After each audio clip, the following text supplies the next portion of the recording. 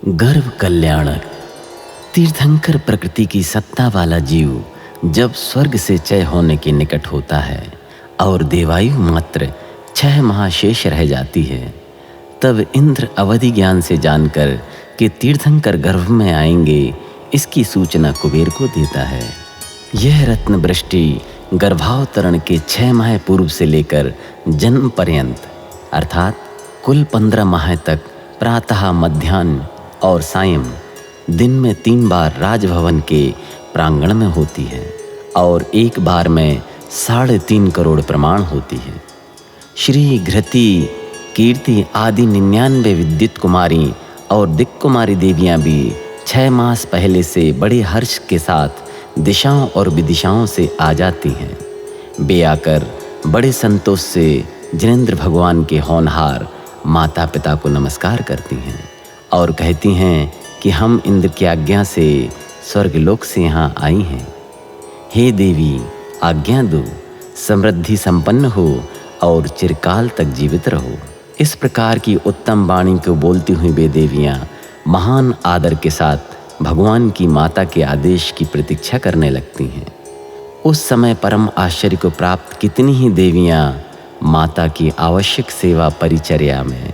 कितनी ही श्रृंगार सज्जा में, कितनी ही रक्षा में और कितनी ही देवियाँ मात्र शोभा बढ़ाने के लिए तत्पर हो जाती हैं। इस प्रकार सुखपूर्वक समय व्यतीत होता है कि एक दिन रात्रि के पश्चिम प्रहर में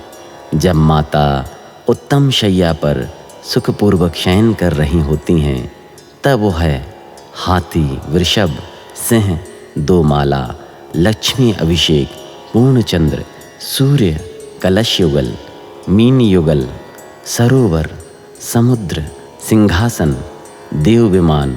नागेंद्र भवन, रत्न राशि और निर्धूम अग्नि रूप 16 स्वप्न देखती हैं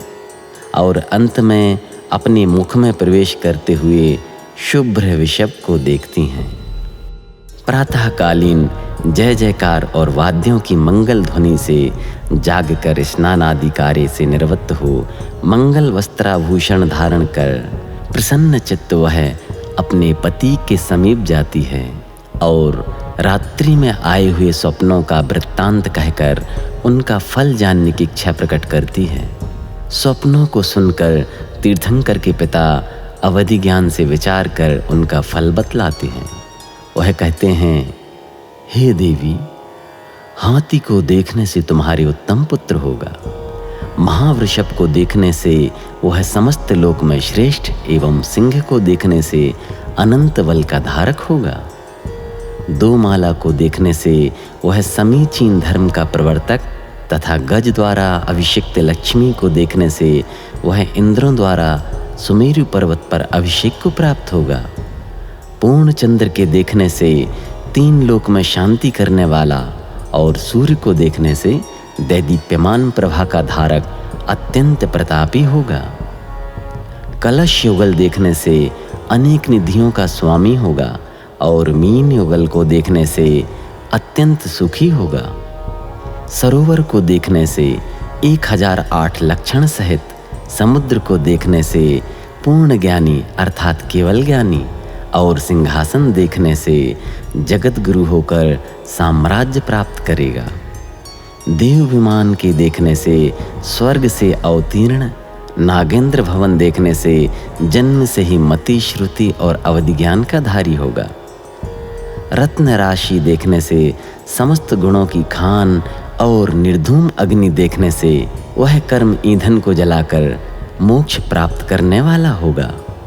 अंत में मुख में प्रविष्ट होते हुए जो तुमने उत्तम वृषभ देखा है, उसका फल है कि जग प्रधान तीर्थंकर को तुमने गर्भ में धारण कर लिया है। स्वप्नों का फल सुनकर माता का तन मन हर्ष से व्याप्त हो गया। तीर्थंकर भगवान के गर्भावतरण का समय जानकर सभी इंद्र वहाँ आते हैं और नगर की प्रदक्षिणा देकर गर्भ में स्थित जिनको एवं माता पिता को नमस्कार कर संगीत एवं वाद्यंत्र से अनुगुंजित वातावरण में गर्भोत्सव संपन्न कर स्वर्ग वापस चले जाते हैं। माता के गर्भ में आए हुए तीर्थंकर का पुण्य उसके गुण और भाग्य सभी बाह्य वातावरण को भी बहुत प्रभावित करते हैं, जिसका प्रतिफल सब तरफ सुख समृद्धि के रूप में दिखाई देता है। माता की सेवा में तत्पर 56 कुमारी देवियों में श्रीम, ह्रीम, घृति, कीर्ति, बुद्धि, लक्ष्मी, शांति और पुष्टि, यह अष्टकुमारी देवियाँ माता की सेवा में प्रकट रूप से तथा कुछ प्रच्छन्न रूप से तत्पर रहती हैं। गर्भ में आए हुए शिशु को और माता को किसी तरह का कष्ट न हो, इसका ध्यान वे देवियाँ हमेशा रखती हैं तथा मन को रमाने वाली गूढ़ एवं सरस तत्व चर्चा रूप प्रश्न पहेलियाँ पूछकर माता से समाधान प्राप्त करती हैं, जिस चर्चा अथवा वार्ता से माता का मन अति प्रसन्न होता है। इस प्रकार नियोगिनी देवियाँ गर्भ शोधन से लेकर तीर्थंकर भगवान के जन्म तक माता की परिचर्या में लगी रहती हैं। ऐसे महान तीर्थंकर भगवान के गर्भ जन्म कल्याणक पर जिन धर्म प्रभावना परिवार अनंत अनंत बार नमन करता है।